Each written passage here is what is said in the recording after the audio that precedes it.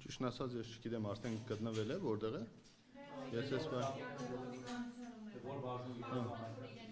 Հա, ես մինչև այս բանն է տեղյակ չեմ, որտեղ իմ մոդելի նույն ինֆորմացիան է, որ տեղը անհայտ է։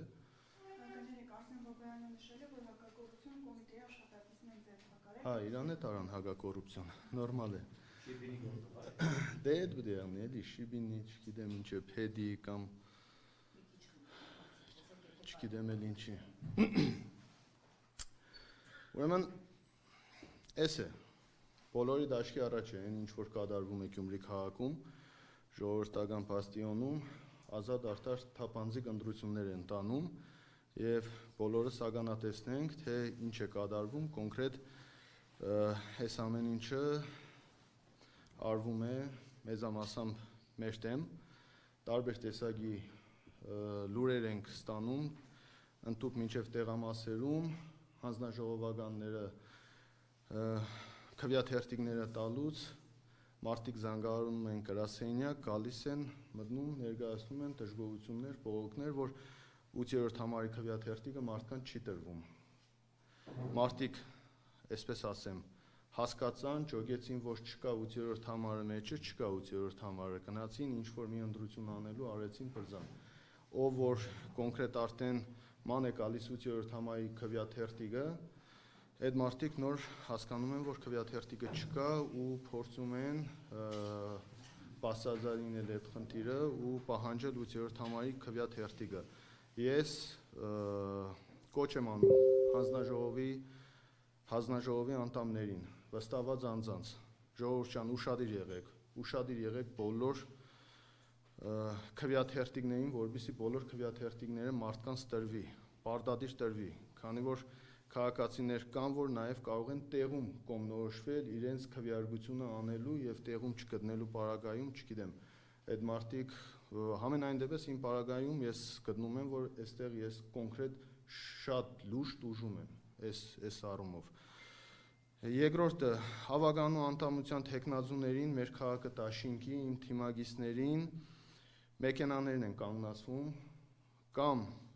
վարորդներով կամ առանց վարորդների մեքենաները տարվում է, չգիտեմ ուր են տանում, ամենայն դեպս մեզ համար անհայտ ուղղությամբ մեքենաները տարվում է։ Արհեստական կոնֆլիկտային վիճակ է ստեղծվում, մեր աջակիցների հետ լարված իրավիճակ է։ Մենք ամբողջ ընտրական պրոցեսները թողել ենք, մեր թիմագիստների, աջակիցների, հավականու թեկնածուների հետ զբաղված ենք, որպեսզի կարողանան պահպանեն հանդարտությունը։ Հանգիստ լինեն, պրովոկացիաների չկնան, քանի որ դուք տեսնում եք ամեն րոպե արդեն քանի օր է, այո, նյարդի վրա են խաղում, փորձում են, որ այսքան բան արեցին, չեն կարող հունից հանել, չեն կարող հավասարակշռությունից հանել, որպեսզի լուրջ սխալ թույլ տանք, բաց թողում անենք, որով կարողանան հիմք ունենան, ես հասկանում եմ, ամեն ինչ անում են, իշքան հասկանում եմ, հիմքեր ստեղծեն, որպեսզի կարողանան իմ